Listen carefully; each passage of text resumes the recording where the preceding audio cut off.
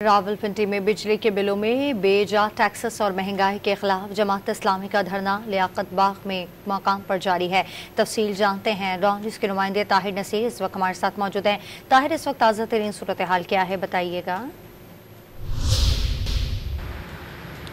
जी बिल्कुल, देखिए, महंगाई और बिजली के बिलों में बेजा टैक्सेस के खिलाफ जमात इस्लामी का धरना लियाकत बाग के मकाम पर जारी है और आज धरने का चौथा रोज़ है। इस वक्त में लियाकत बाग के मकाम के ऊपर मौजूद हूँ। 3 दिन तक मेट्रो बस सर्विस तो मुअत्तल रही, लेकिन आज मेट्रो बस सर्विस भी बहाल कर दी है और अब तो जमात इस्लामी के कायदीन की जानिब से ड्यूटीज़ भी लगाई गई हैं कि सरकर्दा रहनुमा रात को धरने के मकाम पर ही रहेंगे। इस वक्त मेरे साथ रावलपिंडी के नायब अमीर इमरान शफीक मौजूद हैं। धरने के हवाले से इनसे जानते हैं। इमरान साहब, बताइएगा, चौथा रोज़ है धरने का, क्या समझते हैं कि जो मुतालबात लेकर आप निकले हैं, आपको कामयाबी उनमें नज़र आ रही है या धरना फिर लॉलीपॉप दे के ख़त्म करवा दिया जाएगा?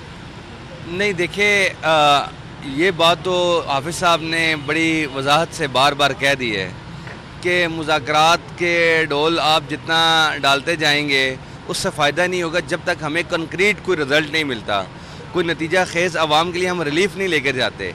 ये हमारी एक अदालती इस्लाह है कि रिलीफ दें हमें, अदालत से हम जाते हैं ना, हमारा क्या रिलीफ है। हाफिज़ साहब मुसलसल यही कह रहे हैं हुकूमत से कि आप आवाम को रिलीफ दें, मैं यहाँ से रिलीफ लेकर जाऊँगा। जैसे ये नायब अमीर तो ये दावा कर रहे हैं कि जब तक बिजली के बिलों में जो टैक्सेस हैं उनका खात्मा नहीं किया जाता तो धरना जारी रहेगा। अगर हम बात करें रावलपिंडी की शाहराहों की, तो तमाम शाहराहें, तमाम रास्ते खोल दिए गए हैं, मेट्रो बस सर्विस भी बहाल कर दी है और कुछ ही देर बाद लियाकत बाग के मकाम के ऊपर जो जमात इस्लामी का धरना है, यहाँ पे नाश्ते का एहतमाम भी किया जाएगा। जी।